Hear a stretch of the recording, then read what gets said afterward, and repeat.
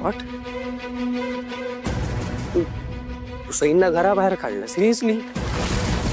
आता मी अचानक गायब झालोय म्हणल्यावर त्यांचे काय हाल झाले असतील याचा एकदा तरी विचार करायचास ना तू. आणि आय एम शुअर त्यांनी मला शोधायचा प्रयत्न केला असेल नाही, पण गोंधळले असतील, घाबरले असतील आणि इतक्या रात्री मागचा पुढचा विचार न करता डिरेक्टली घराच्या बाहेर काढलंस तू.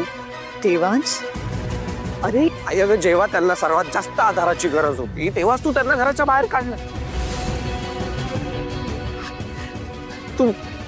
तुम्ही त्यानंतर कुठे गेला होता?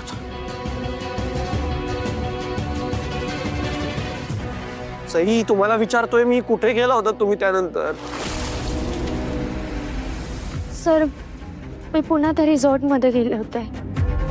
मला असं वाटलं की तिथे गेल्यावर तुमच्याबद्दल काहीतरी माहिती मिळेल. कदाचित तुम्ही तिथे आलेही असाल या आशेने मी गेले होते तिथे परत. सिरियसली? सिरियसली म्हणजे रात्री हे सगळं झाल्यानंतर तुम्ही एकट्या फिरत होता? तुम्ही आई, मला एक सांग, सपोज मी परत आलोच नसतो तर काय केलं असतोस तू? अरे असं कसं? तू आलाच असतास, मी तुला परत घेऊन आले असते. मी जे विचारतोय तेवढं सांग मला.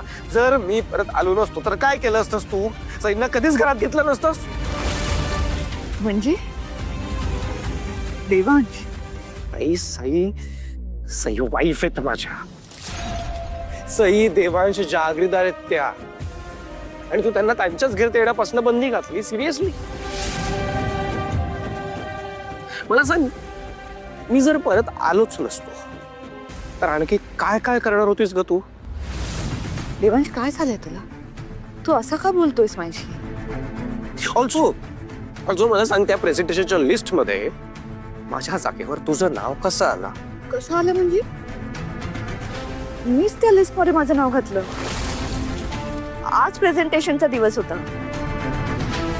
तू नव्हतास. प्रेझेंटेशन होणं महत्वाचं होतं, त्यामुळे मला माझं नाव प्रेझेंटेशन लिस्ट मध्ये घालावं लागलं.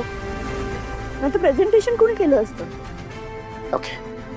ओके म्हणजे मी नसताना माझ्या ऍब्सेन्स मध्ये तू प्रेझेंटेशन द्यायचं असा प्लॅन होता ना तुझा? What plan? तू नव्हतास म्हणून नाईलाजाने मला हा डिसिजन घ्यावा लागला, नाहीतर तुझी इतक्या दिवसांची मेहनत पाण्यात गेली असती. हे डील माझ्यापेक्षा जास्त महत्वाचं होतं का तुझ्यासाठी? देवांश, तुझ्यापेक्षा माझ्यासाठी महत्वाचं काहीच नाही. मला कळत नाहीये तू माझ्याशी असा का बोलतोस. काय झालंय काय? हे बघ, तू जरा वेळ घे, घरी चल, आराम कर. आपण आरामात या विषयावर बोलू. काय मला आत्ताच सगळं जे काय ते क्लिअर करायचंय.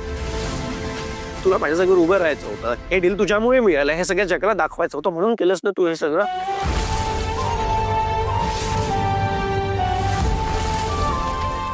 सर, काय बोलताय तुम्ही? प्लीज असा विचार नका करू. फक्त तुमची मेहनत वाया जाऊ नये ना म्हणून मॅडमनी हे सगळं केलंय. तुम्ही एकदा त्यांचा चेहरा बघा ना. तुम्ही आलात तर किती खुश झाल्यात त्या, आणि तुम्ही त्यांच्या बाबतीत असा विचार करताय का? प्लीज, तुम्ही विचार करताय तसं काही नाही. काय आहे ना, तुम्ही ना खूप इनोसंट आहात, त्याच्यामुळे समोरच्या मनात काही खोटेपणा असू शकतो असं तुम्हाला कधी वाटतच नाही. तुला असं म्हणायचं की मी खोटेपणा केला? तूच सांग आई. Devansh, you are hurting me. आणि तू किती हट केलंयस मला. सर प्लीज शांत व्हा आता. हे बघा, नका असं विचार करू. नाही, मला माहिती आहे तुम्ही डिस्टर्ब आहात म्हणून तुमच्या डोक्यात हे सगळे असे विचार येत आहेत आणि म्हणून तुम्ही बोलताय. पण सर, घरी गेलात ना, फ्रेश होऊन थोडा वेळ शांत बसा, म्हणजे तुमच्या डोक्यात असे विचार नाही येणार. प्लीज. आणि मुळात ही जागाच नाही इथे सगळं बोलण्याची, आणि योग्य वेळ सुद्धा नाहीये. मॅडम, चला निघूयात. सर,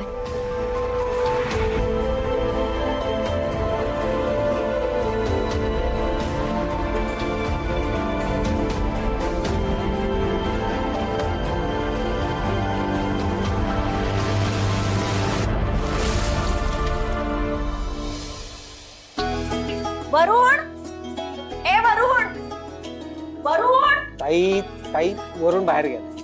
नेमका आत्ता कसा गेला हा? असायला हवं होतं घरात. हे बघ मिठाई आणलीये. नेमका म्हणजे अरे ताई तू घरामध्ये परिस्थिती काय आणि तू मिठाई कसली आणतेस? मधू परिस्थिती बदलू शकते आणि ती बदललीये. जावई बापू सापडले. काय सापडले जावई बापू? अगं काय सांगतेस काय? वा वा वा, कुठे सापडले? अरे सईने शोधून काढलं त्यांना आणि सोबत घेऊन आली. आणि नेमकं काय झालं ते कळलं नाहीये, कारण सई गडबडीत होती ना. म्हणाली निवांत फोन करते म्हणजे सविस्तर बोलू. मग आता मला सांग, हा क्षण साजरा करण्यासारखा नाहीये का? ऐका म्हणजे काय, करायलाच पाहिजे.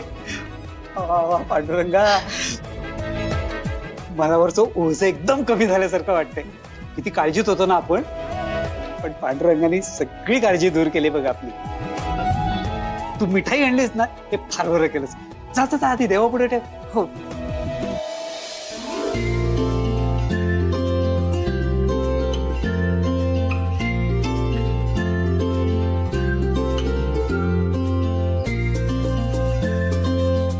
बाजारातच होते ना, म्हणून मिठाई विकतच घेतली. हे वा बघ. वा वा.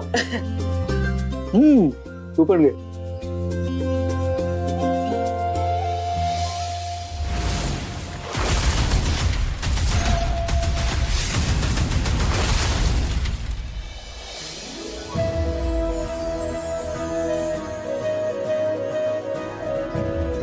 मम्मा, दादा बहिणी आलेत. हे जानकी चल चल. चल आई, मम्मा, पुढे चल. हो, पुढे हो.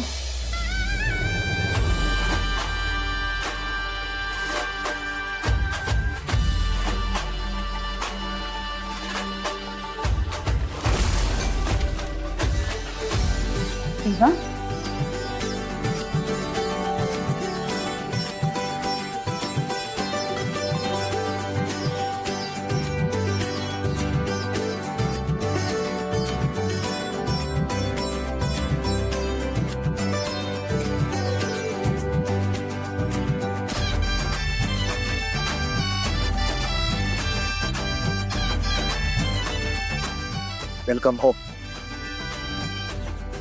तू घरी परत आलायस याचा आनंद आहेच, शिवाय तू बिल देखील मिळवलंस याचा अभिमान आहे. पण ह्या सगळ्या यशामध्ये आमच्या सुनबाईचा सिंहाचा वाटा आहे हे लक्षात ठेवा. उगाच का मी तिला देवांशी सावित्री म्हणते. माझ्या सईमुळे आज माझा देवा परत आलाय. ब्रो,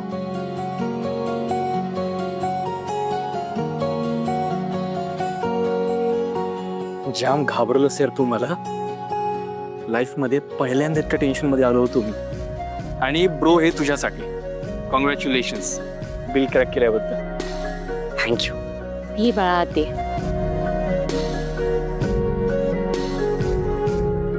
मी पाणी दे दादाला. बस बाळा, बरं आहेस ना तू? काय अवस्था झाली रे तुझी. पण तू तर काळजी करू नको. आता घरी आलायस ना तू, सगळं काही नीट होईल बघ. देवी आई, तुझे खूप उपकार झाले आमच्यावर. Bro thank you.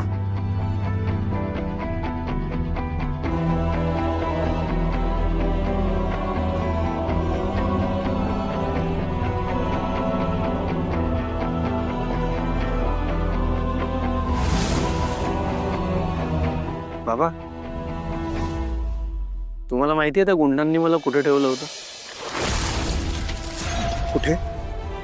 खूपच डेंजरस जागा होती बाबा.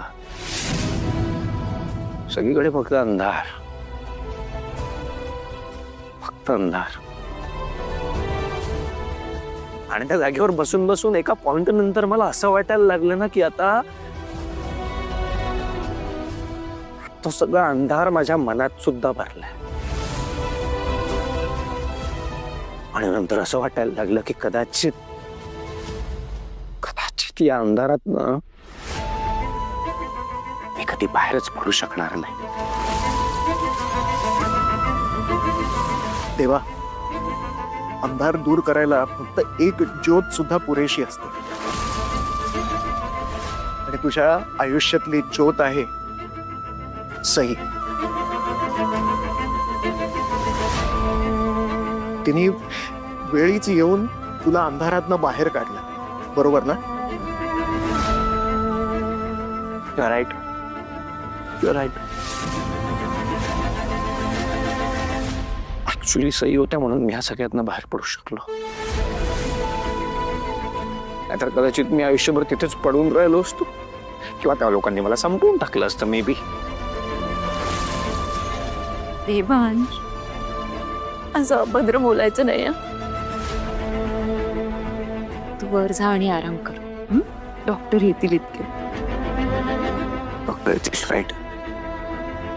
डॉक्टर येतील, उपचार करतील. हे जे काही अंगावरचे घाव आहेत ते सगळे भरून निघतील. पण या सगळ्यात माझ्या मनावर जे घाव झालेत त्यांचं काय? आता तुम्ही सगळं विसरण्याचा प्रयत्न करा. आपल्या घराकडे, या घरातल्या माणसांकडे बघा ना. आम्ही सगळे आहोत ना तुमच्यासोबत. I know, I know. मी तुमच्यासोबत राहिलो तर हळूहळू जे काही घडलंय ते नक्कीच विसरून जाईल. I know. पण हे सगळं कोणामुळे घडलंय आणि का घडलंय हे कसं विसरू मी? हे सगळं कोणी केलं हे तुला माहितीये? ऑफकोर्स, ऑफकोर्स मला माहिती आहे. आणि जेव्हा तुम्हा सगळ्यांना पण ते नाव कळेल तेव्हा तुम्हाला पण खूप मोठा धक्का बसणार. ब्रो, तू नाव सांग फक्त त्या व्यक्तीचं. त्याला सोडायचं नाही आपण, त्याला पोलिसात देऊ. आई, मी किडनॅप झालो हे कळल्यावर सगळ्यात जास्त त्रास तुलाच झाला असेल ना? ऑब्व्हियसली आपला मुलगा किडनॅप झालाय म्हटल्यावर सगळ्यात जास्त त्रास आईलाच होणार ना.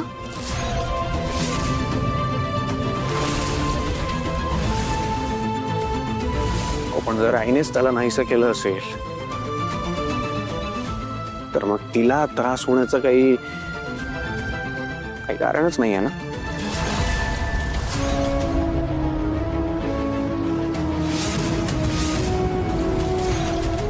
देवांश, तरी काय बोलताय तुम्ही? खरं तेच बोलतोय. आज माझी ही जी काय अवस्था झाली आहे ना ती या माझ्या आईमुळे झाली आहे.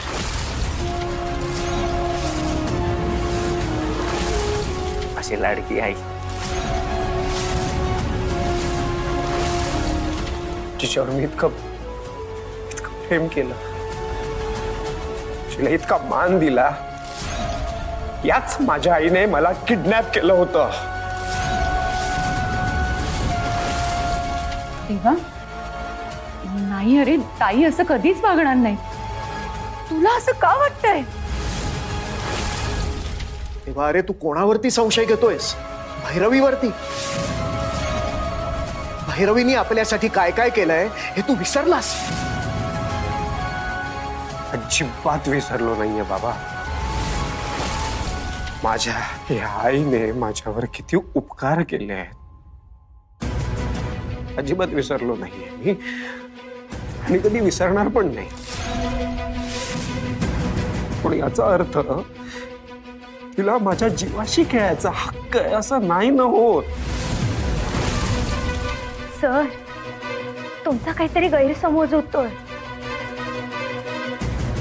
मॅडमचं खूप प्रेम आहे तुमच्यावर. त्या का असं करतील? मला पण असंच वाटायचं की आपल्यावर प्रेम करणारी, आपली काळजी करणारी आई आपल्या बरोबर असं काहीच करू शकत नाही. इनफॅक्ट तेव्हा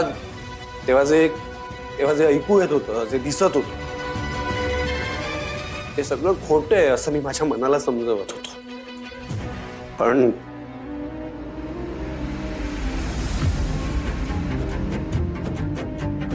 पण संशयाचे सगळे धाकेदोरे तुझ्याच जवळ येऊन थांबतायत ग आई.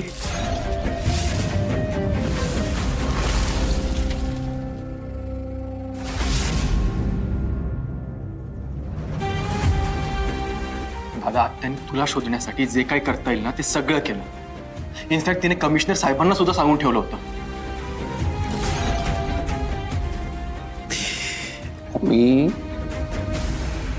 मी जगाला दाखवायसाठी तिला एवढं तर करावंच लागेल ना रे. देवा, देवा काय बोलतोस तू? मी सांगते ना तुला, ताईंच्या डोळ्यात तुझ्याबद्दल फक्त काळजी होती. तुला बघण्यासाठी तळमळत होत्या त्या. बघ देवांश, बघ तू काय पाहिलंस काय ऐकलंस याबद्दल मला काहीही माहिती नाही, पण एक गोष्ट मात्र मी तुला खात्रीनं सांगतो की भैरवी असं कधीच करणार नाही. एक्झॅक्टली. आणि आपल्या याच विश्वासाचा गैरफायदा घेतलाय हिने. असं अजिबात नाहीये सर, तुमचा खूप मोठा गैरसमज होतोय. तुमच्या आठवणीत अक्षरशः बेजार झाल्या होत्या ते. आजपर्यंत ना त्यांच्या डोळ्यात मी टिपूसही कधी पाहिलं नव्हतं, पण तुमच्या काळजीत ढसाढसा रडताना त्यांना मी पाहिलंय.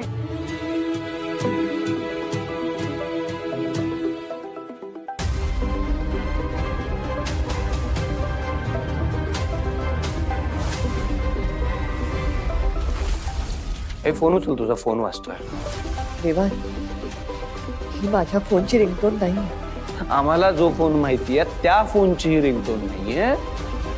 कदाचित दुसऱ्या कुठल्या तरी फोनची रिंगटोन आहे तुझ्या. कुठला दुसरा मोबाईल? तुला माहितीये माझ्याकडे एकच फोन आहे. You know that. आम्हाला आतापर्यंत असंच वाटत होतं की तू एकच फोन वापरतेस, पण तसं नाहीये. एक ना, फोन उचल ना. त्या व्यक्तीला कदाचित काहीतरी इम्पॉर्टंट सांगायचं असेल. प्लीज फोन उचल.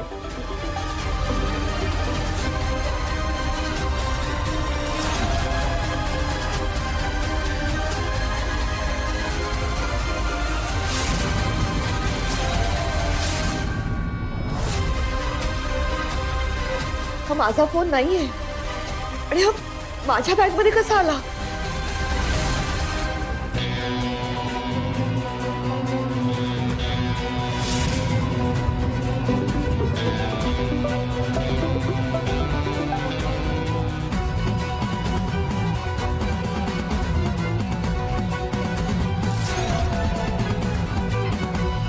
Sorry sorry sorry sorry sorry ma'am. अरे यार सॉरी. अगं काय करतेस तू? चल. हो हो हो. मॅक्स 15 मिनिटं. काय चाललंय का तुझं? Sorry sorry ma'am. सॉरी. एवढी साधी अक्कल नाहीये तुला. दे माझी बॅग. मला खरंच कळत नाहीये हा फोन माझ्याकडे कसा आला.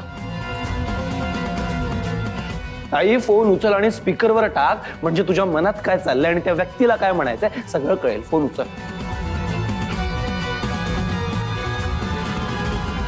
काय मॅडम, अहो एवढं मोठं काम केलं आम्ही तुमचं, आमचे पैसे तरी द्या.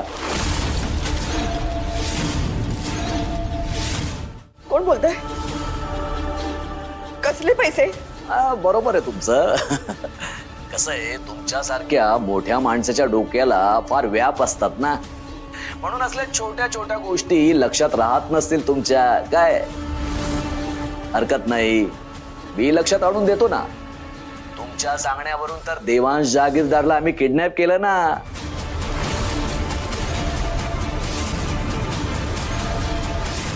आणि कुठलाही पुरावा मागे राहू नये म्हणून हा तुमचा मोबाईल तुम्हाला परत आणून दिलाय. अहो मॅडम, एवढं मोठं काम केलं आम्ही तुमचं, आता आमचे ठरलेले पैसे तरी द्या.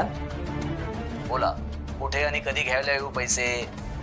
तशी घाई नाहीये, तुम्ही मला मेसेज करा, मी पोहोचेल तिकडे. ओके? कोण बोलताय तुम्ही? प्लीज सांगा मला. Hello.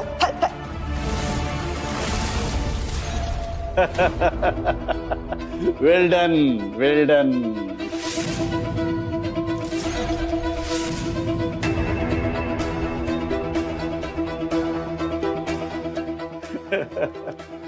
Good job. Good job Kabir. खूप महत्वाची कामगिरी तू बजावलीस हे तुझ्यासाठी. Thank you sir. आणि अंजली काय एकदम तू कमालच करून टाकलीस. हे सगळ्या मिशन मध्ये जर महत्वाची कामगिरी जर कोणी बजावली असेल ना तर ती तू आहेस. तू योग्य वेळी मला इन्फॉर्मेशन देत गेलीस. तुझं काम नीट केलं नसतंस ना तर या सगळ्यामध्ये भैरवी अडकली नसती. हे घे तुझ्या कामगिरीचा हा मोबदला आहे.